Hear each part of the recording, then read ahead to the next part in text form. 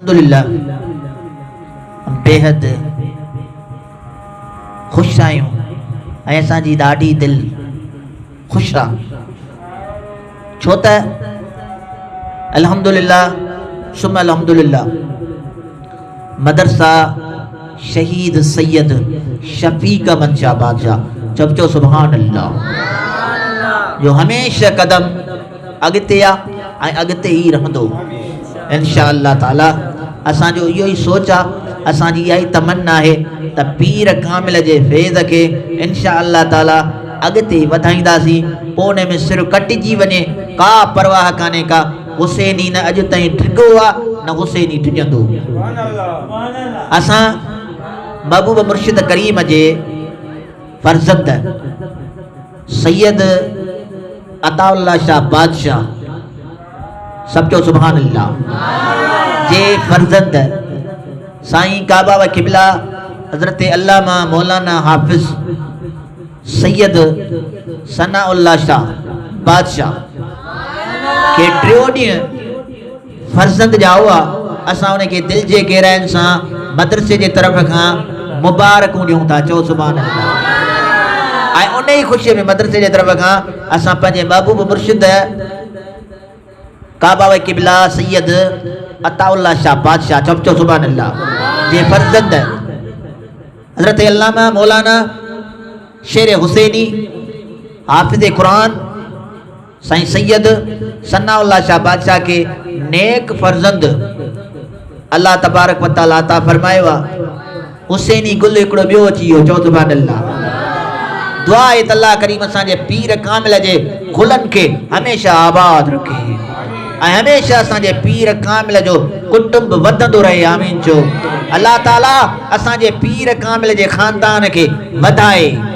ऐं उन ई ख़ुशीअ में हिकिड़ो सेरो फ़कीर मंज़ूर खां पुछूं था, छो त मज़ो अची वेंदो इंशाअल्लाह ताला।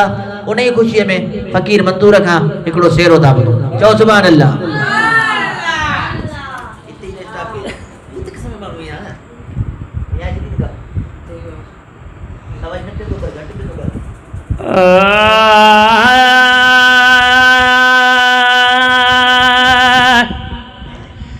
अदलो में दुने वार चंद्र झोलिया में झोलियो थी है।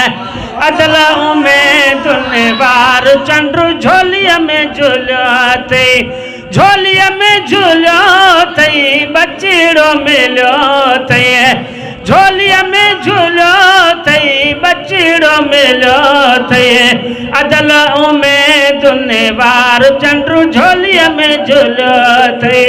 अदलो में दुने वार चंद्र झोलिया में झूलियो थई। झोलिया में झूलियो थई बचड़ो मिलियो थई। झोलिया में झूलियो थई बचड़ो मिलियो थई। अदलो में दुने वार चंद्र झोलिया में झूलियो थई। अदलो में दुने वार चंद्र झोलिया में झूलियो थई। ओ जेल बुजुर्गन ते बासे ते बासुआ। जेल बुजुर्गन ते बाथे ते बासुआ। उन्हनि पूजायूं थी अंदर जूं आसूआ। उन्हनि पूजायूं थी अंदर जूं आसूआ। है उन्हनि पूजायूं थी अंदर जूं आसूं। अदलो में दुने वार चंद्र झोलिया में झूलियो थी। झोलिया में झूलियो थी बचड़ो मिलियो थी। झोलिया में झूलियो थी बचड़ो मिलियो थी। अदलो में दुने वार चंद्र झोलिया में झूलियो थी। अदलो में दुने वार चंद्र झोलिया में झूलियो थई।